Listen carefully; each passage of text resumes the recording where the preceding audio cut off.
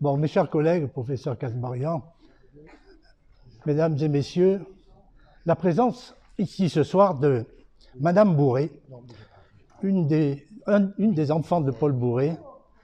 Paul Bourré a eu 8 enfants. Sa présence ici, et je l'en remercie vivement, donne une note un peu particulière à ce que je vais vous dire ce soir. Je ne cache pas trop mon émotion parce que je vais vous parler d'un homme que j'ai eu la chance de connaître, qui est un homme brillantissime. Un homme qui a tout fait pour les traumatisés de la route. Un homme qui était humble, simple, intelligent évidemment, qui était secret, pas secret, mais qui était surtout trop discret. De telle manière qu'il est passé sous les radars, comme on dit, jusqu'à peut-être aujourd'hui. Alors qu'il a fait énormément pour la médecine et pour les traumatisés de la route. Alors, Paul Bourré est né à Nice en 1918. Il a suivi un cursus médical habituel.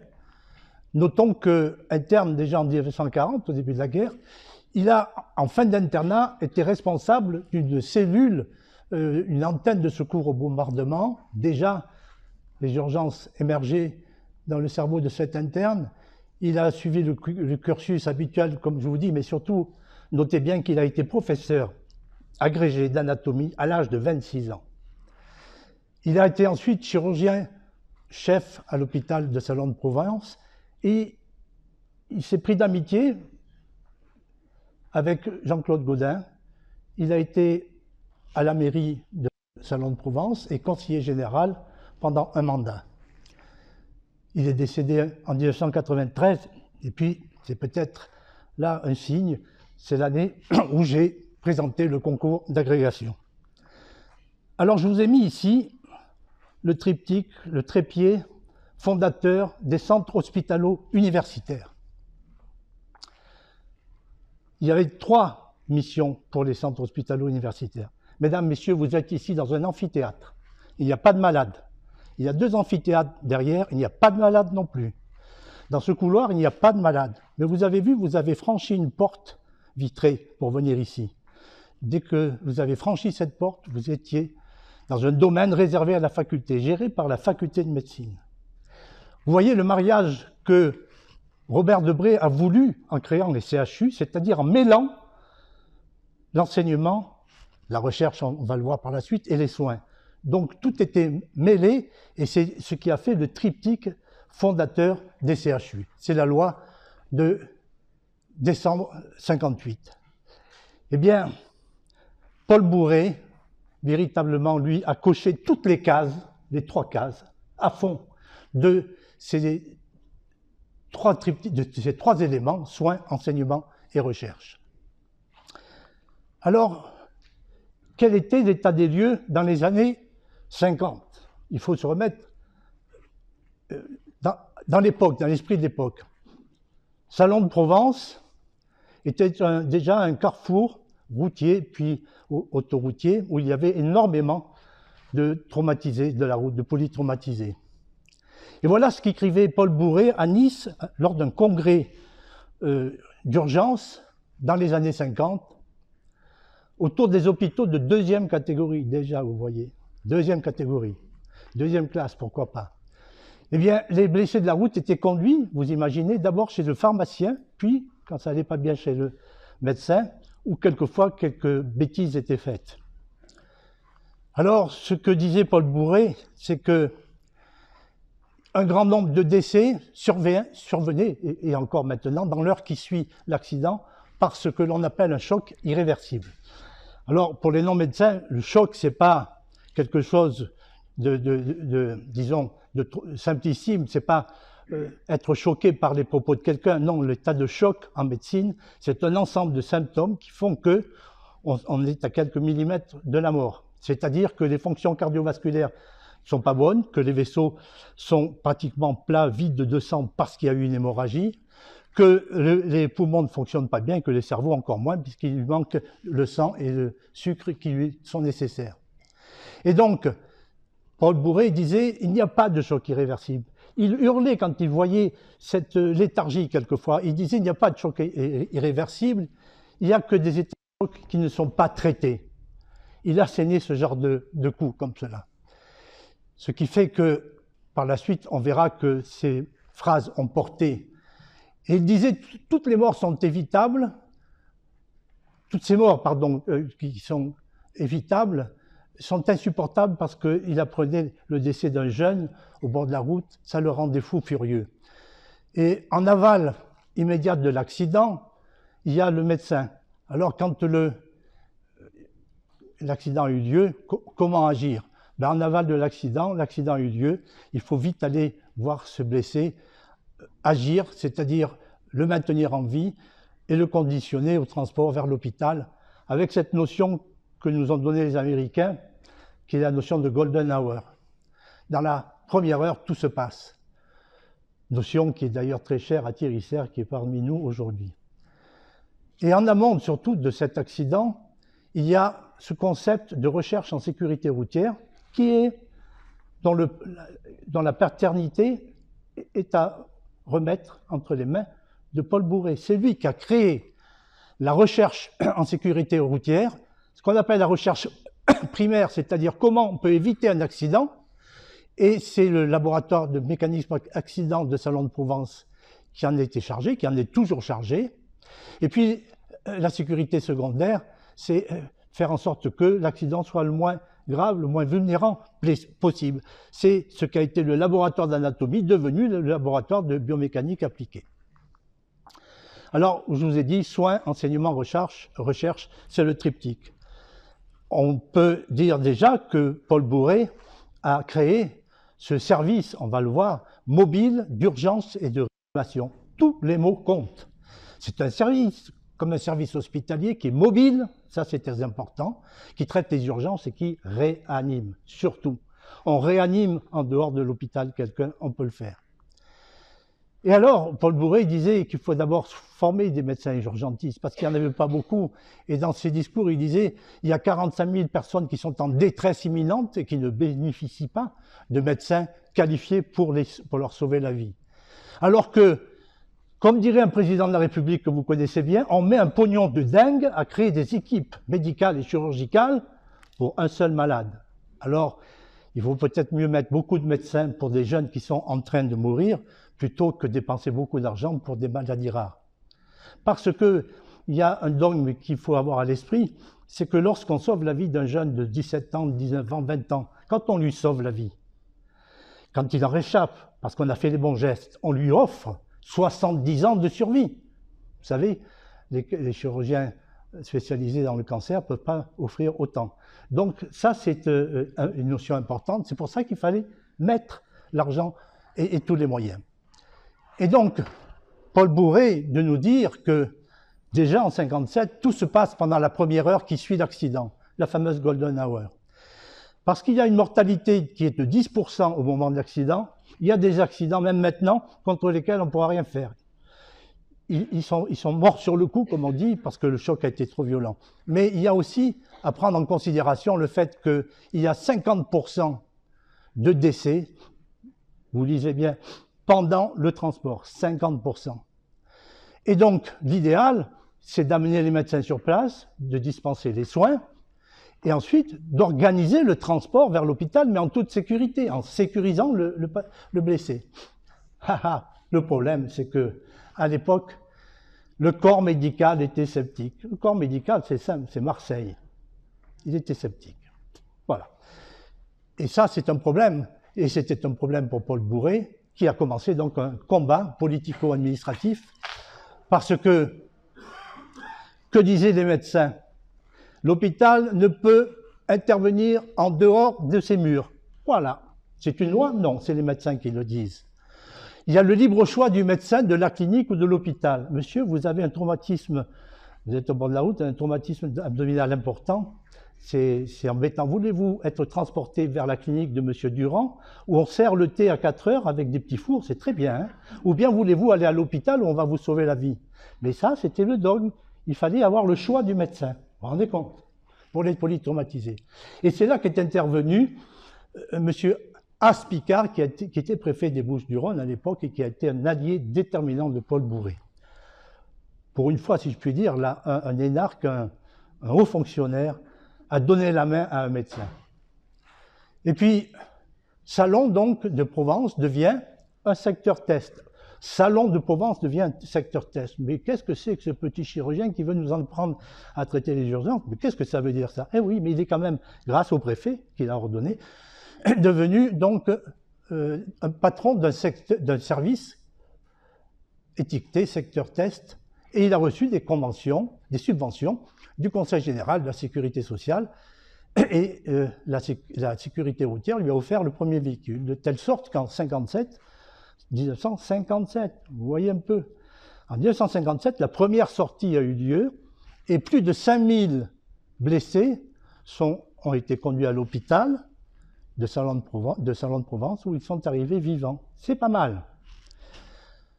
Et alors, se crée donc le service mobile d'urgence. Se crée, non, il était créé avant, mais il a été officialisé, les dates comptent, il a été officialisé, ouais, zut, il a été officialisé en 1969. L'ambulance en question, qui allait vers les polytraumatisés, on l'appelait la routière. Et vous regardez bien ce qu'il y a écrit sur cette ambulance. Hôpital de Salon de Provence. Il est fort, M. Bourré. Eh bien, il a déplacé l'hôpital, il a mis 4 roues sous une partie de l'hôpital qu'on appelle une réanimation, et il a transporté vers les blessés. Là, il était intouchable. Et les médecins de Marseille de dire, merde, on s'est fait avoir, en restant poli. Bon.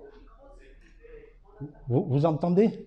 Donc je disais que les médecins n'étaient pas très contents de voir que le subterfuge avait marché. Et donc, ce qu'on a appelé la routière, embarquait un interne, qualifié en réanimation.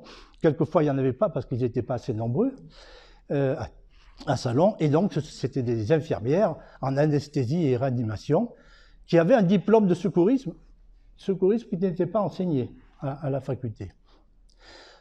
Paul Bourré disait qu'il faut qu'il y ait un rayon d'action tel que l'ambulance doit arriver en moins de 30 minutes. Et donc, c'est là qu'il a compté 100 km et qu'il a, grâce à ses accointances politiques, entre guillemets, il était adjoint au maire, pu placer, et puis le préfet l'a aidé aussi, pu placer des téléphones, des postes téléphoniques tous les 5 km. L'idée n'était pas mauvaise du tout. Et donc, c'est là que tout change, parce que le médecin ou les médecins arrivent sur les lieux d'accident, et vous savez, un polytraumatisé qui voit arriver une blouse blanche avec quelqu'un qui lui dit « Ne vous inquiétez pas, je suis médecin, je suis le docteur untel », qui lui prend le pouls, qui lui prend la main, qui lui met la main sur le front, il y a déjà 50% du stress qui tombe. Et ça rassure. Et donc, le médecin est là pour rassurer le polytraumatisé ou le traumatisé et commencer la réanimation. Il faut s'assurer que les voies aériennes sont bien dégagées. Paul Bourré nous disait avoir connu un jeune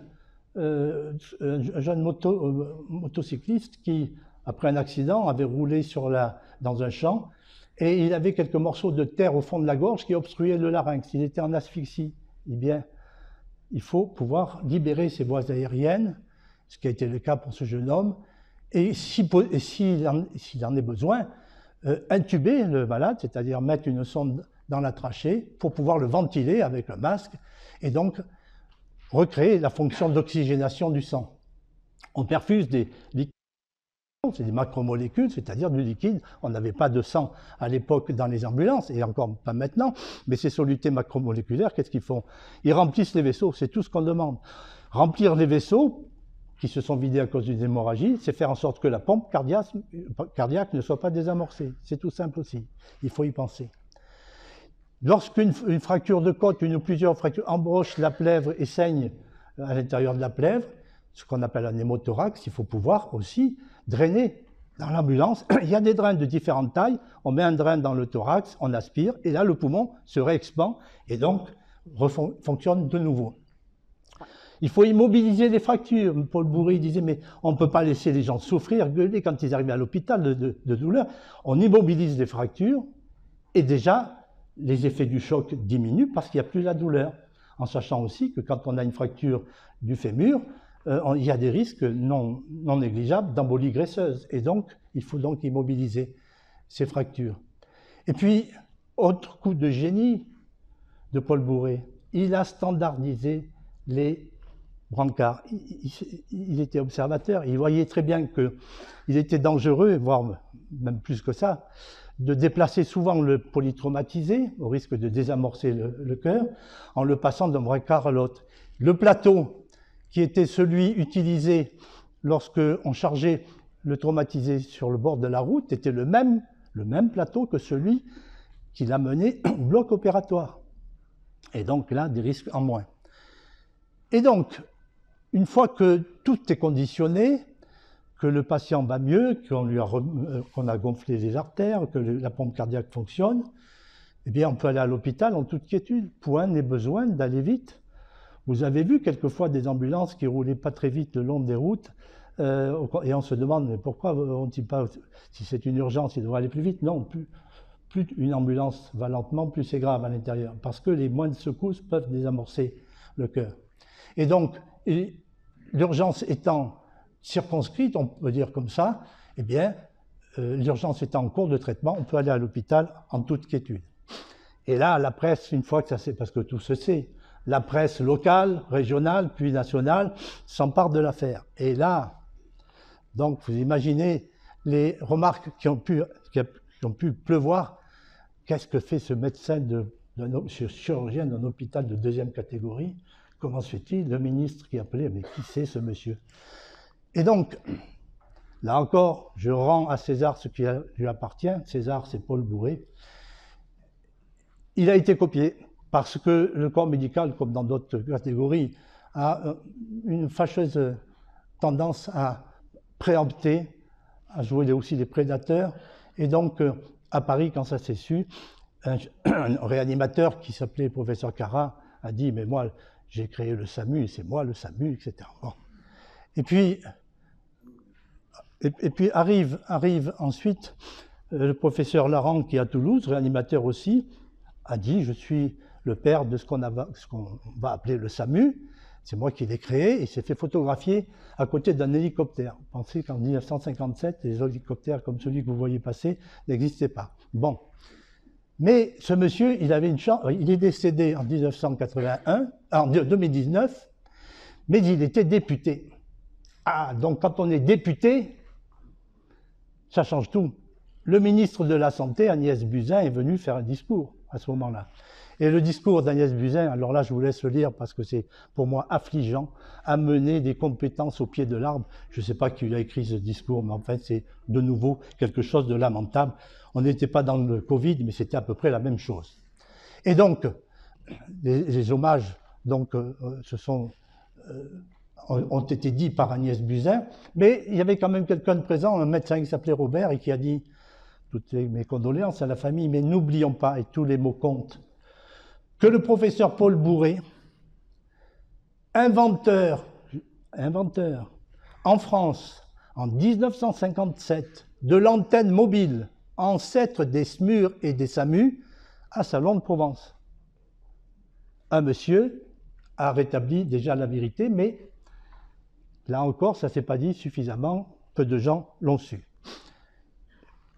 Il n'en avait que faire, Paul Bourret continue dans sa démarche, c'est-à-dire de travailler sur les dossiers cliniques, tous les patients qu'il avait opérés ou tous ceux qui étaient dans son service faisaient l'objet donc d'une analyse circonspecte de ces dossiers radiologiques et autres. Paul Bourret est un opérateur efficace, redoutablement efficace, qui a sauvé des vies, qui a créé une banque de données avec tous les dossiers médicaux, et cette banque de données donc, a été utile par la suite. Il a participé à la création de l'organisme nouveau de la sécurité routière et à la création du laboratoire mécanisme accident. Paul Bourret aussi a fait des études en corrélation, dossier médical, relevé topographique. Des équipes à lui de l'ANSER, aller sur les lieux d'accident, faire des relevés topographiques. Catherine Masson, qui est ici, c'est bien de ce dont je parle, et Thierry Serre, ou Maxime Liari, relevé topographique très précis de tout ce qui s'était passé sur les lieux de l'accident, et ensuite on corrélait ça avec les dossiers cliniques, avec les fractures. C'est-à-dire qu'on essayait de faire des relations entre ce qu'on avait observé sur la route, sur les mécanismes de l'accident et les blessures de tel viscère plutôt que de tel autre. Il y a la photo ici d'un aide qui était Claude Cavallero, actuellement disparu, et qui était un ingénieur spécialisé dans les automobiles, et qui l'a beaucoup aidé. Et vous voyez derrière Paul Bourret tous ces fichiers qu'il avait créés pour donc organiser les études sur les mécanismes des accidents, dossiers cliniques. Et progressivement, on passe vers des notions de prévention, c'est-à-dire que cette organisation de la nouvelle des secours aux blessés a été créée de telle manière que des chercheurs de Lyon sont venus à Salon de Provence, et ils sont restés d'ailleurs, et puis progressivement ont étudié, sont allés sur les lieux d'accident avec les gendarmes, avec la police, étudier la topographie des lieux et établir des dossiers qui étaient corrélés avec les lésions anatomiques retrouvées. Et donc, tout ça a fini par aboutir à un concept qui est le concept de sécurité primaire, avec une approche qui a été à la fois clinique et physique ou mécanique, peu importe, de l'accident, de telle manière que lorsque se produit un accident, eh bien, il y a une succession de situations bien précises. Vous êtes en train de conduire, tout va bien. Et puis brutalement, il y a un animal qui traverse la route devant vous, vous ne l'avez pas vu, un camion qui dévie sa trajectoire. Vous êtes en situation de rupture d'attention. Et à ce moment-là, vous faites évidemment des manœuvres d'évitement qui vous conduisent, parfois ça marche, mais à la situation d'un choc de l'accident, de l'impact. Et voilà comment on peut, par la suite, retracer sur les lieux de l'accident les différents éléments qui sont les traces de pneus. On ne dit jamais traces de freinage, mais les traces de pneus, tous les éléments, notamment ici, vous le voyez, eh bien, cette voiture jaune a brûlé un stop et la priorité à droite, et puis n'a pas vu arriver à grande vitesse une voiture, et cette voiture-là l'a percutée, et l'accident donc a eu lieu. Voilà donc ce que aussi Paul Bourret attendait du futur, et il disait, mais bon Dieu, il faut qu'un jour on arrive à faire en sorte que dans les véhicules, on puisse faire des automatismes pour que celui qui n'a pas vu un obstacle arriver brutalement devant lui permette au véhicule de freiner. Ça a été tous les systèmes de radar qu'avait envisagé Paul Bourret à un moment donné, mais qui ont été faits à Salon de Provence. Thierry Serre pourrait vous en parler par la suite. Deuxième volet, les soins, maintenant l'enseignement. Alors vous savez, quand on se souvient de Paul Bourret entrant dans le laboratoire d'anatomie dans l'amphi Jean Grisoli, que vous connaissez bien, avec son costume cravate, il arrivait les mains libres, aucun document, aucun document.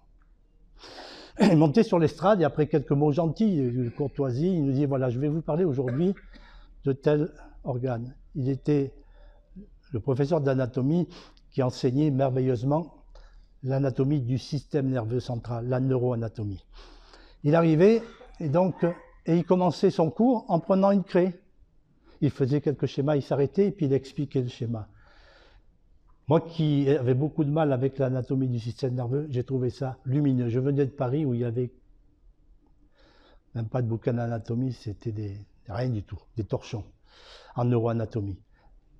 Et bien Paul Bourret, par sa pédagogie, nous faisait comprendre les choses très facilement. Et il est allé plus loin parce que, comme les gens lui disaient, mais monsieur, vous êtes adoubé, vous êtes un enseignant remarquable, laissez quelque chose. Et donc il a créé, avec René Louis, un bouquin d'anatomie, de neuroanatomie, donc d'anatomie du système nerveux. Alors vous voyez, maintenant, il faut que pendant 2 minutes, je vais arrêter de prendre ce micro. Voilà le bouquin de neuroanatomie de Paul Bourret. Vous le voyez?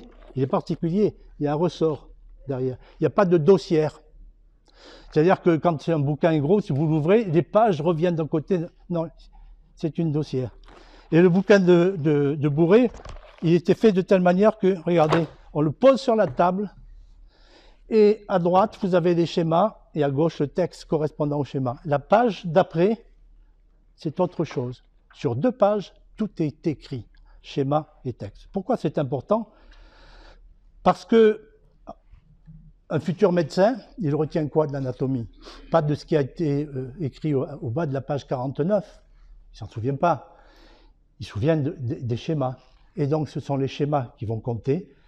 Et voilà donc ce bouquin d'anatomie avec, vous voyez, à la page 16, à droite et à gauche, le même sujet traité, l'organogénèse, la biologie du cerveau, et le texte sur la page de gauche.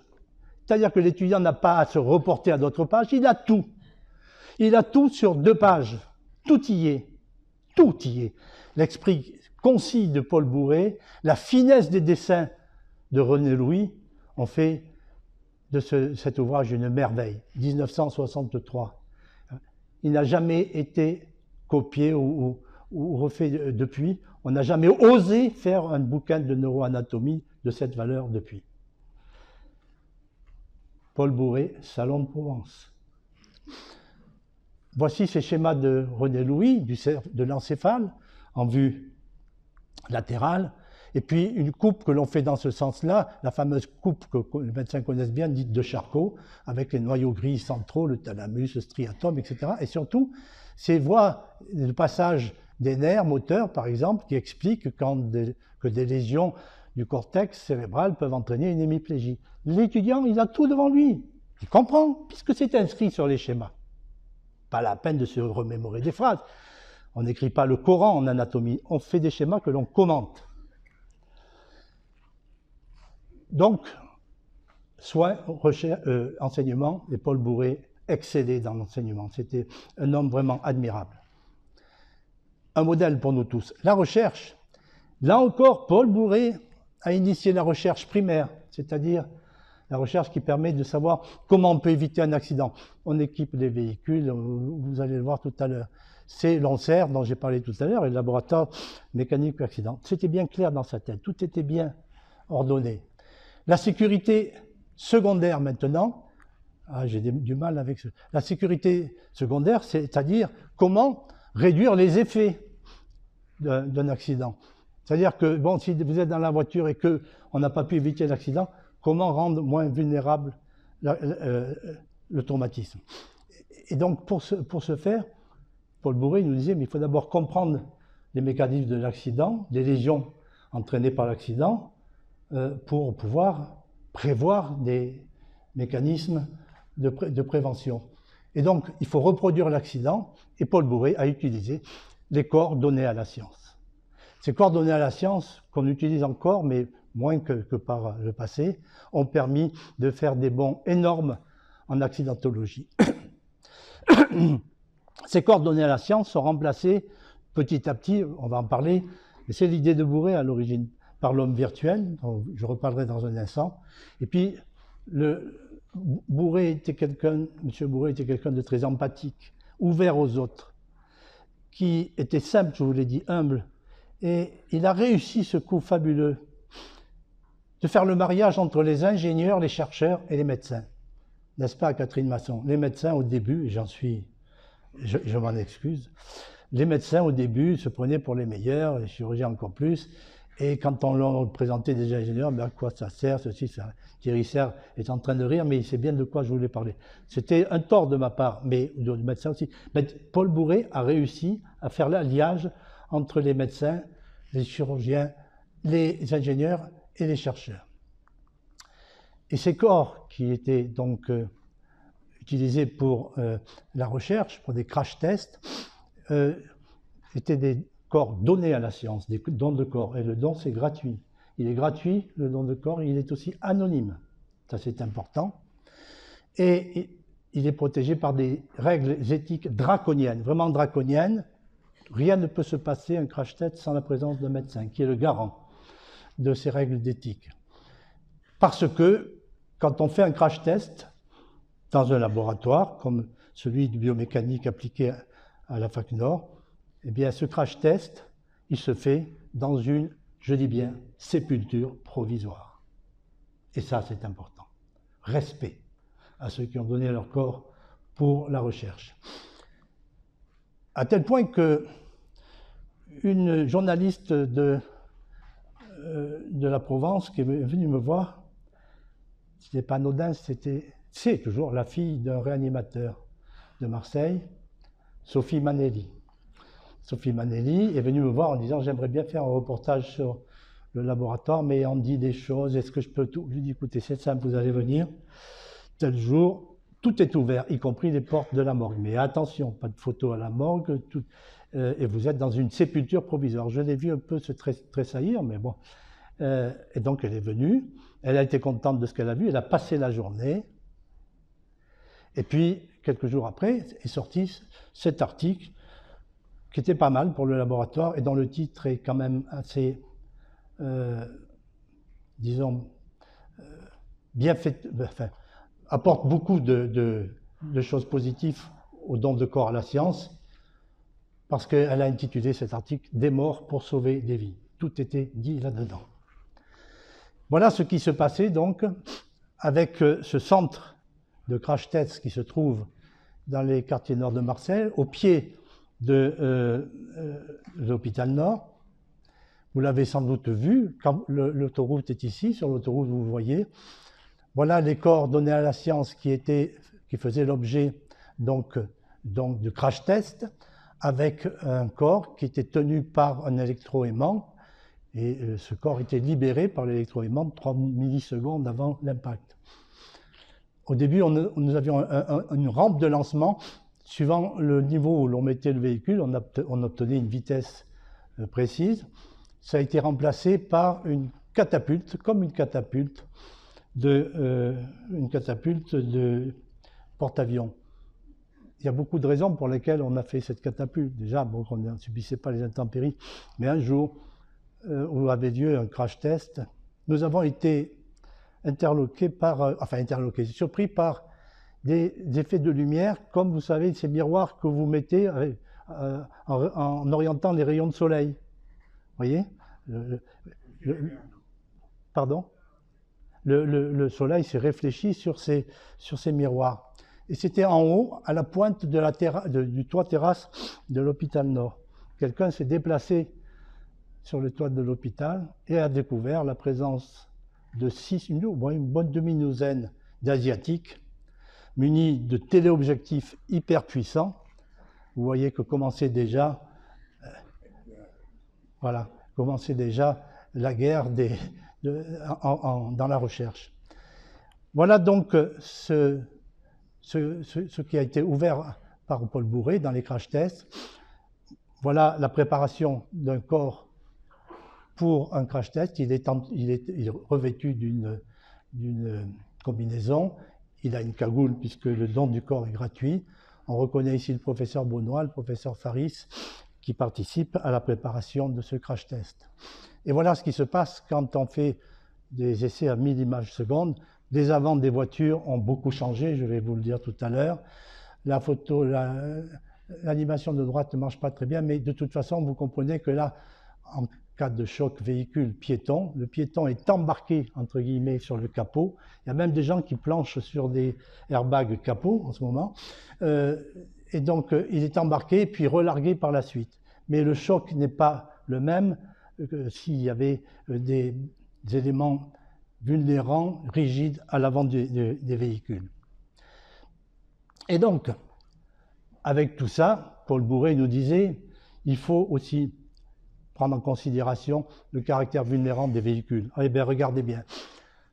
Les pare-brises ont changé de constitution. Ce ne sont plus des pare-brises comme vous l'avez vécu, Sécurite. Quand il y avait un traumatisme, on avait des milliers de petits bouts de verre sur le sol. Les chirurgiens plasticiens nous disaient, mais il faut arrêter avec ces verres Sécurite. On ne peut pas suturer des plaies du visage. On ne peut pas, parce que les cicatrices que l'on fait sont pires que celles du verre Sécurite, donc il faut trouver autre chose. Et on a trouvé, évidemment, le pare-brise en verre feuilleté. Le pourtour du pare-brise, le montant du pare-brise, qui était en chromé, etc., et qui était vulnérant pour la tête, a été changé. Maintenant, les pare-brises sont collés sur la carrosserie.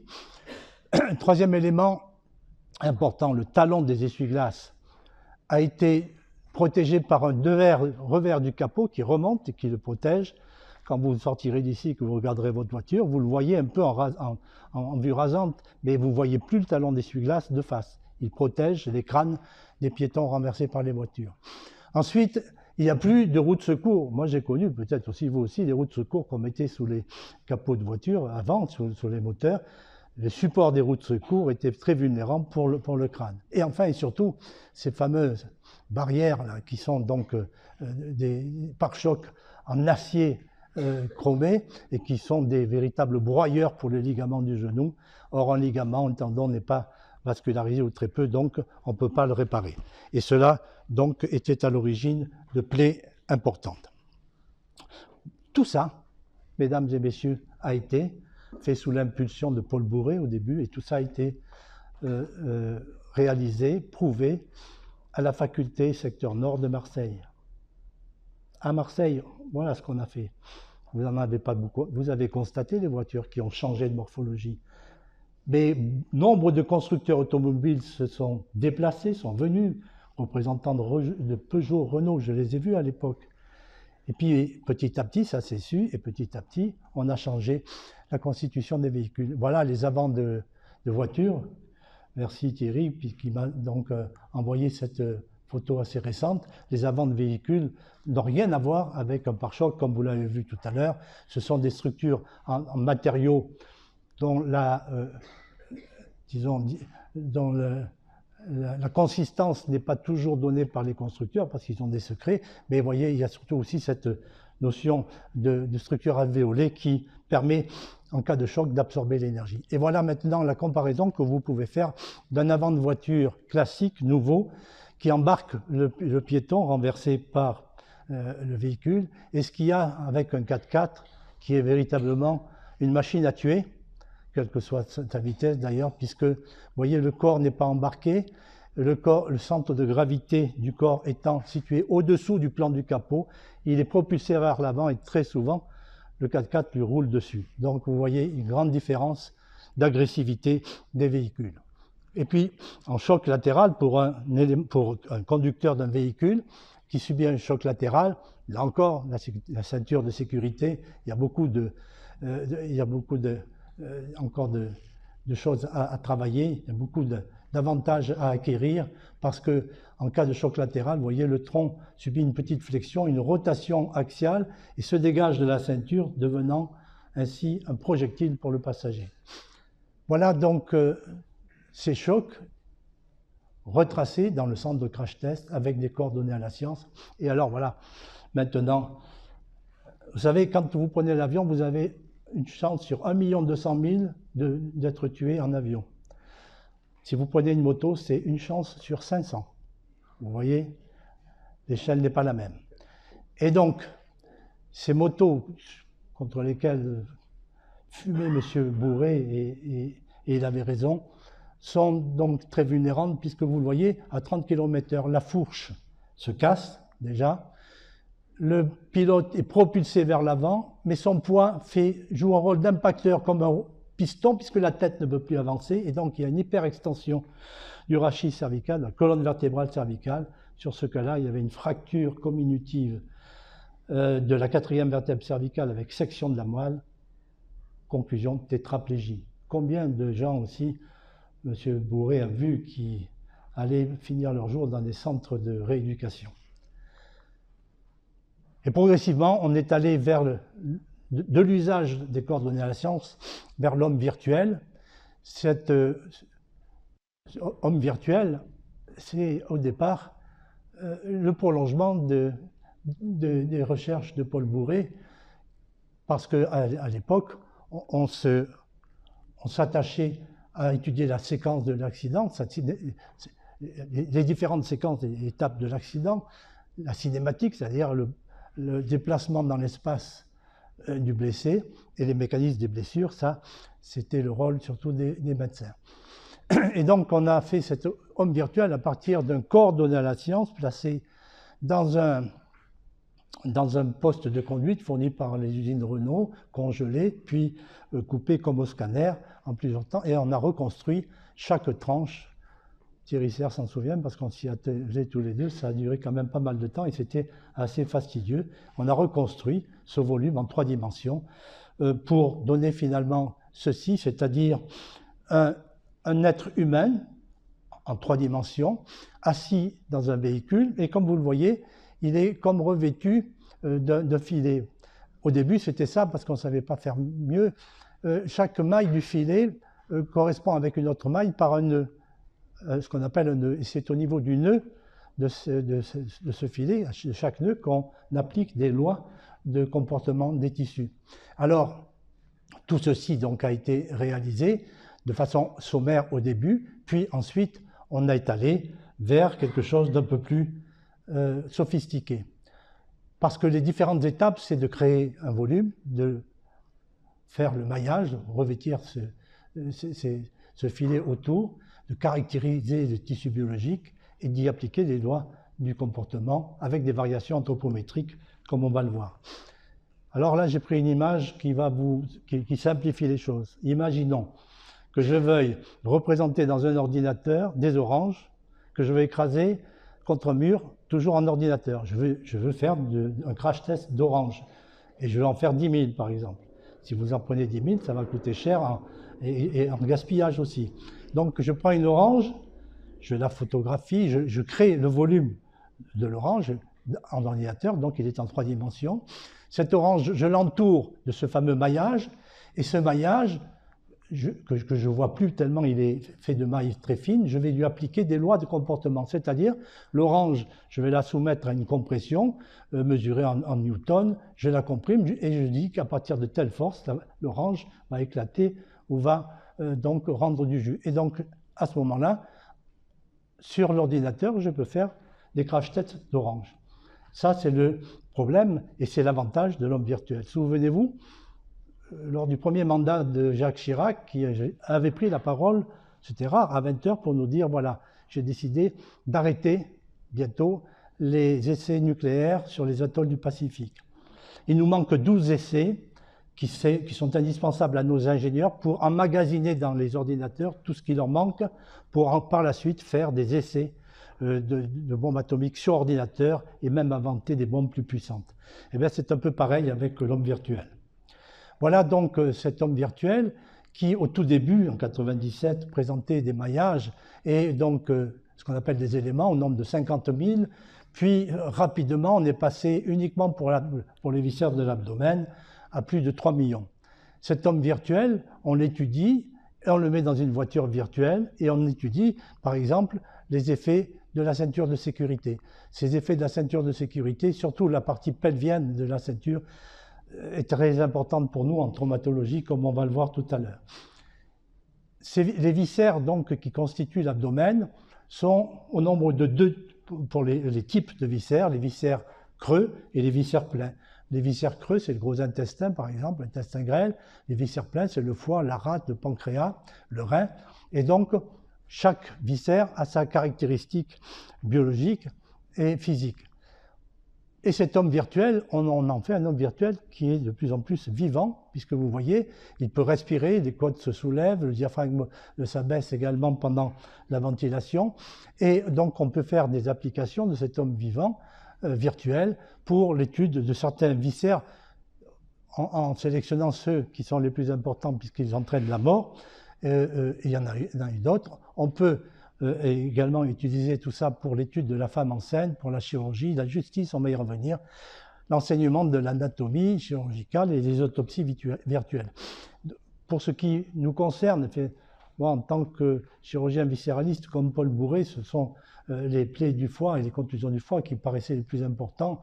Et donc, plus importants parce qu'elles sont létales, mais on a fait des études de telle manière qu'on a pu caractériser le foie sur le plan de sa résistance au traumatisme. Le foie, en gros, c'est un gâteau de semoule entouré de cellophane et gorgé de sang. Si vous mettez un coup d'ongle sur la cellophane, ça pisse le sang dans le ventre. Et donc, ce foie, nous l'avons testé sur des machines, en compression, comme c'est le cas ici. Et on a vu jusqu'où il fallait aller grâce donc à ces vérins hydrauliques pour entraîner des lésions. Et on s'est aperçu d'une chose qui est très capitale, qu'on a découvert, c'est que plus le coup est rapide, plus le choc est rapide, plus les lésions sont importantes. En gros, c'est un peu comme vous savez, ceux qui font du karaté et qui, avec le dos le tranchant de la main, d'un coup très sec, cassent une brique ou un morceau de bois. Plus c'est rapide et plus les lésions sont importantes. On a même fait des biopsies à l'aiguille tout autour de la compression du foie et vous voyez que le parenchyme hépatique au début, avant toute compression, n'est pas le même que celui du foie dilacéré par la compression. Et puis arrivent aussi ces propriétés mécaniques qu'il faut mettre en route. Et là, je pense avec émotion à Catherine Masson qui jongle avec tout ça, parce que vous voyez, ce sont des formules mathématiques, physiques et tout, qui correspondent à des lois d'élasticité, de viscoélasticité, moi qui me donnaient un peu la migraine, mais dans lesquelles des gens comme les chercheurs du laboratoire excellaient. Voilà que ce foie maintenant reconstruit virtuellement, peut-être comparé à une grappe de raisin. Le foie, c'est un réseau veineux important avec accroché à cette grappe de raisin des lobules, les grains de raisin qui constituent le parenchyme hépatique. Eh bien, on ne dit pas que quand on prépare le foie gras, qu'on dénerve le foie. C'est pas vrai, il n'y a pas de nerf. On déveine un foie. Voici ce foie donc refait et reconstitué et en coupe, comme ceci, et vous voyez tout ce réseau veineux qui le compose. Et le foie, il a une particularité, c'est que, premièrement, il est recouvert en partie par les dernières côtes, ce qui n'est pas une bonne chose tout le temps. Et puis derrière lui, surtout, il y a une grosse veine qui est fixée au rachis, qui est la veine cave inférieure.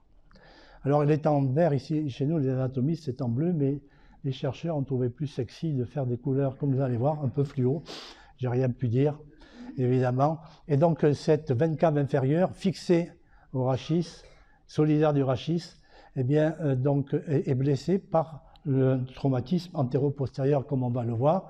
Voici ce traumatisme antéro. Alors c'est bien avec l'homme virtuel, vivant, on peut enlever même les côtes sur un clic d'ordinateur et garder que le foie, vous allez voir tout à l'heure. Et vous voyez cette veine ici, cave inférieure, qui est vert fluo et qui donc est amenée un peu par le foie, mais reste fixée par ces veines au rachis. Et là, au bout du mouvement, vous voyez ce petit téton, c'est une des veines sus-hépatiques qui s'arrache. Et là, ça crée une plaie de la veine cave inférieure, parce que la veine cave inférieure, c'est du papier à cigarette. Cette plaie va être responsable en quelques minutes de 3 litres de sang dans la cavité abdominale. Un ingénieur vient nous voir et nous dit, voilà, j'ai une voiture qui est encore en tête ou dans mon ordinateur, j'envisage un tableau de bord un peu particulier et je voudrais je voudrais tester tout ça sur un traumatisme en décélération à différentes vitesses. D'accord, monsieur. Et il dit, mais moi, je vous donne que ça, c'est-à-dire cet élément qui va composer le tableau de bord ou le volant ou tout ce que vous voudrez. Et puis, vous allez le tester. Sur cet homme virtuel, vous voyez, on peut le tester. Vous voyez comme l'élément s'enfonce, entre guillemets, ou déprime la paroi abdominale avec des effets très loin en profondeur, parce que voici la coupe du foie. Vous reconnaissez une vertèbre lombaire ici, ça fait quand même des dégâts. On le voit un peu mieux maintenant si on sélectionne uniquement le foie et vous voyez très bien que ces lésions, cet élément va amener le foie à se rétracter sur lui-même, à progresser vers l'arrière, à comprimer même le pancréas, donc voici la tête, le corps et la queue, et donc créer des lésions importantes parce qu'il y a un billot qui est derrière pour le pancréas, c'est le billot rachidien. Voilà que maintenant, cet homme virtuel doit avoir des variations anthropométriques parce que on ne peut pas dire qu'on va faire qu'avec le 95e percentile de l'homme virtuel de type européen, il y a tous les types possibles. Il y a les hommes, les femmes, les grands, les petits. Et ça a été le travail fastidieux de Max Pi, qui est ici présent et que je remercie, qui s'est tapé des mesures et des mesures et des mesures, c'est le bras pharo, je crois, hein, de ces os, pour recréer différents types d'hommes virtuels de tailles différentes. Et puis, il y a aussi l'enfant. On n'utilise pas des corps d'enfants, mais il faut faire donc des essais sur des enfants virtuels. Et ça a été le travail aussi fastidieux, parce qu'il faut avoir de la patience avec les enfants de Thierry Serre, qui, tenez-vous bien, a fait des mesures sur 2000 enfants.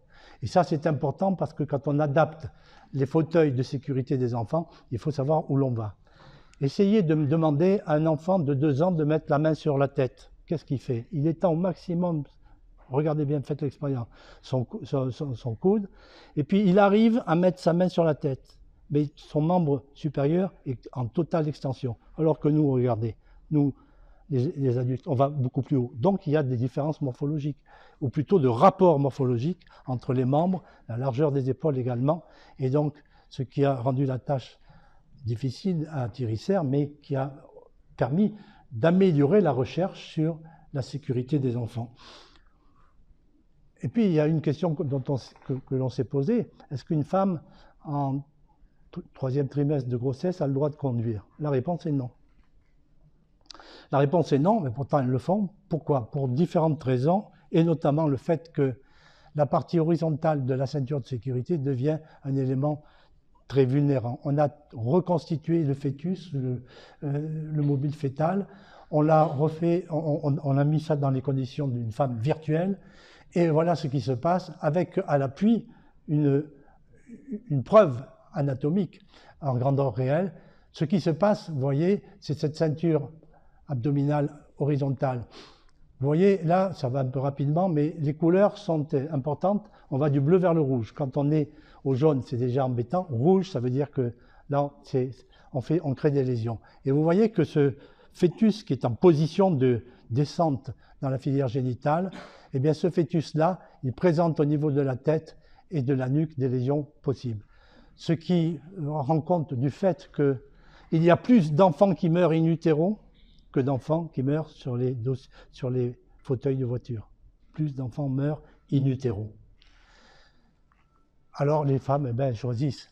Voilà maintenant que cet homme virtuel, que l'on continue à peaufiner, a dû être temporairement remplacé par un modèle qu'on appelle un modèle multicorps, MADIMO, qui représente un être humain, donc on n'a pas les caractéristiques des lésions, mais c'est simplement l'étude cinématique que l'on peut obtenir avec ces modèles-là.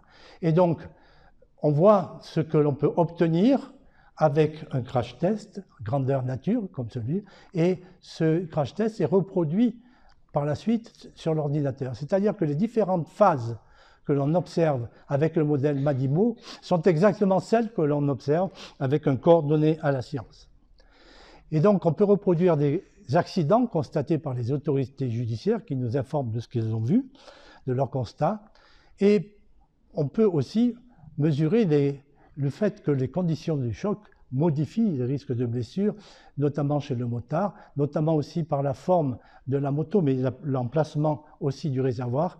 Chez les motards, dont la plupart des réservoirs sont à l'horizontale, en cas de choc frontal important, le réservoir crée ce qu'on appelle des fractures du bassin, un livre ouvert. Vous imaginez l'importance des lésions que l'on peut avoir de ce fait. Et donc, cet homme virtuel a été utilisé justement pour être mis au service de la justice, qui nous a proposé d'analyser des scènes de crime, des accidents de la route, des accidents domestiques. On a même un peu utilisé pour l'accident du vol Rio-Paris, et donc un certain nombre de dossiers ainsi traités. Et pour terminer, vous donner 3 exemples. Je suis dans les temps encore. Oui, 3 exemples qui sont une mort suspecte de nourrisson, un homicide volontaire et un cycliste renversé par un véhicule de police. Voilà un dossier qu'a bien étudié Maxime Liary, ici présent. L'histoire se passe dans le nord, près de Saint-Malo, à Saint-Brieuc. Une maman accouche de 2 enfants, 2 jumeaux, 2 garçons. Lors de la première année, ou peut-être un peu avant, lors de la première année, l'un des 2 jumeaux est retrouvé noyé dans la baignoire. Curieux déjà pour un enfant de quelques mois. 15 jours plus tard, c'est le frère jumeau qui est retrouvé mort au pied de l'escalier, à l'entrée de la maison, de l'autre côté là. Maxime Liary a beaucoup étudié tout le dossier, la conformité des lieux, la largeur des escaliers, etc. Et puis, à partir de cela, on a étudié ce qu'avait dit la maman, qui nous dit « Ah ben je tenais mon enfant dans les bras et je me suis approché des escaliers et là j'ai loupé une marche, je suis tombé, l'enfant est tombé. » Sauf que nous avons tous, les hommes et surtout les femmes, à la face interne du bras, un nerf sensitif important qu'on appelle le nerf brachial cutané interne. C'est le nerf, M. Faris l'appelait le nerf de la maternité. Grâce à ce nerf sensitif, la maman sent la tête de son enfant. Bon, l'homme aussi, mais le papa aussi, mais la maman surtout. Elle sent la tête de son enfant, et de l'autre côté, sur sa paroi thoracique, près de son sein, elle sent également la tête. De telle sorte que l'enfant, un peu coincé, entre guillemets, est là en sécurité, elle a la main qui lui tient les fesses, et puis elle va qu'à ses occupations. Sauf que quand une maman qui tient son enfant chute ou glisse ou fait un faux pas, le réflexe d'une maman, c'est de faire ça, le réflexe d'enroulement. C'est-à-dire, elle protège son enfant, elle met le coude en avant en pare-choc. C'est pas du tout ce qu'elle nous a dit. Elle a dit qu'il était tombé et qu'elle avait loupé une marche. Elle nous a dit cela, mais c'est pas du tout ce qui a été fait en réalité, parce que, vous savez, le corps humain, je ne l'ai pas dit, autant pour l'adulte que pour l'enfant, c'est une véritable boîte noire. En fonction des lésions qu'on y découvre, on peut rapporter une lésion d'un viscère à un traumatisme particulier. Et donc on a démontré comme ça que cet enfant n'avait pas glissé avec sa maman ou est tombé du bras, mais comme l'a reconstruit Maxime Niary, avait été jeté, vous voyez, directement là où on l'a retrouvé, à l'entrée, en passant au-dessus des escaliers. S'il avait descendu des escaliers, il y aurait eu des lésions spécifiques de la tête, du tronc, etc., au niveau des escaliers, ce qui n'était pas le cas. J'ai été donc appelé à la barre en tant qu'expert, et au moment où j'ai démontré, où ces choses ont été démontrées, la maman s'est effondrée et a avoué son crime. Deuxième dossier, c'est celui qui se passe à côté de Charleville-Mézières. 3 jeunes gens font bombance parce que c'est le repas de la Saint-Sylvestre. Ils mangent, ils boivent pas mal. Et à la fin, 2 heures du matin, ils disent « Eh bien, si on allait se taper un flic », je cite. Ça a été écrit comme ça dans le procès verbal. Ils prennent leur voiture, ils roulent à la campagne et une route descend. Et au bout de la route, on aperçoit de loin un gendarme qui tient un bâton lumineux, vous savez, comme ils ont, pour indiquer, la nuit, ça se passe la nuit, pour indiquer à une voiture de ralentir ou de se garer pour le contrôler. Il voit le bâton, il l'aperçoit. Il y a 2 échappatoires possibles, une à droite, une à gauche. Donc, voyant les gendarmes, ils auraient pu se dire, on est alcoolisé, allez, on va partir à droite ou à gauche, comme ça on ne sera pas... Non, ils continuent et ils foncent sur le gendarme qui est tué pratiquement sur le coup. Voilà donc cette deuxième affaire. Voici les dégâts rencontrés sur la voiture. Et puis, le président, enfin, l'avocat général me dit, monsieur l'expert, donnez-moi une seule raison de penser que cet homme est innocent. Je lui dis, c'est simple, je lui ai montré ces 2 schémas où l'on rapporte, comme toujours, les dégâts, les lésions. Vous voyez qu'il y en avait sur le crâne, il y en avait sur le tronc, sur le dos. Mais vous voyez, la chose se situe ici, tout autour du genou. C'est là qu'il y a une preuve formelle que ce monsieur, comme il le dit, n'était pas en situation de freinage, mais au contraire d'accélération. Pourquoi? Parce que, comme ça a été démontré par la suite, quand vous êtes heurté par un véhicule qui est en situation de freinage, vous savez, la voiture, on dit qu'elle s'écrase sur ses roues avant. Vous voyez ce que je veux dire? Elle pile, elle s'écrase sur les roues avant. Les lésions des membres se situent à ce moment-là au niveau des chevilles, au niveau de la partie basse des tibias et du péroné. Quand elle est en accélération, c'est le genou au contraire qui est impacté par le pare-choc. Et donc c'était bien le cas chez ce jeune homme qui conduisait. Et donc finalement, je lui ai dit, monsieur l'avocat général, on a la preuve formelle que ce monsieur n'était pas en train de freiner. Il a pris 32 ans de prison. Voilà la reconstitution avec le modèle Madimo que nous a introduit au laboratoire Thierry Serre, qui montre la situation. Vous voyez, il porte une torche, il la monte, il est heurté en accélération et il est projeté contre le montant. Il avait une double fracture du crâne et c'était donc irrémédiable. ce sont des accidents, comme disait M. Bourré, qu'on ne peut pas éviter. Dernier cas qui a défrayé la chronique à Marseille il y a un certain temps. Dans les quartiers nord, un véhicule de police un dimanche, conduit par un élève de la police, heurte un jeune homme, un garçon, qui traversait la rue avec une bicyclette à la main. Et donc, il a été accidenté. L'équipe s'est déplacée sur les lieux. Catherine Masson, Thierry Serre ont fait des relevés topographiques. Ces relevés topographiques nous ont permis donc de reconstituer un peu l'accident et donc d'animer cet accident de la façon suivante. Voilà ce jeune garçon et son vélo qui sont percutés par une voiture de police. Un avocat marseillais bien connu, je ne citerai pas son nom, bien connu, qui a du bagou. C'est scandaleux, nous a-t-il dit. Ce monsieur, ce policier a heurté ce jeune homme à au moins 130 km/h, c'est un scandale. Bon, on a étudié tout ça. Et puis, avec les études et 3 méthodes de calcul différentes, on a démontré que l'impact était de 73 km/h. Ça n'arrange pas les choses, ça ne pardonne rien, mais ce n'était pas la vitesse que l'avocat donnait. Et l'avocat de dire, quand il a su ça, je ne sais pas si l'expert est expert en circulation sanguine, mais en circulation routière, j'en doute. Vous voyez un peu la puissance inventive d'un avocat, ça a volé très, très haut. Bon, moi j'avais déposé une plainte auprès de la chancellerie, mais ça n'aboutit à rien. Voilà donc, pour en terminer, ce que M. Paul Bourré nous laisse. Vous voyez, c'est très riche. Soins, enseignement, recherche, tout ce qu'il laisse derrière lui.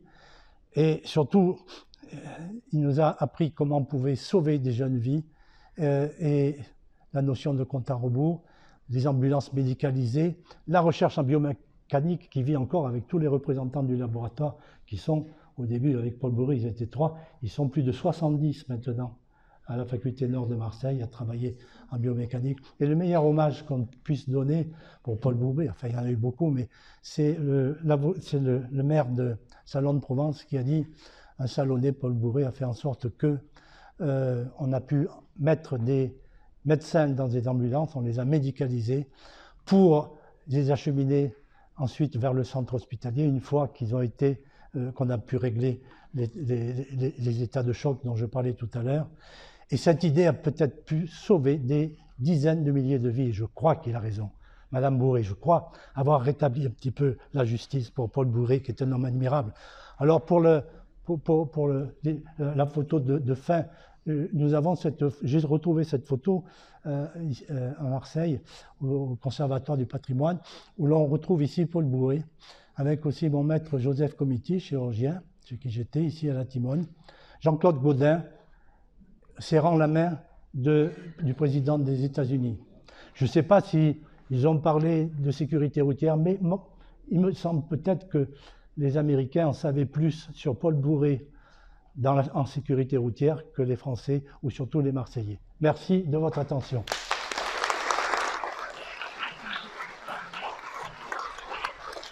Merci.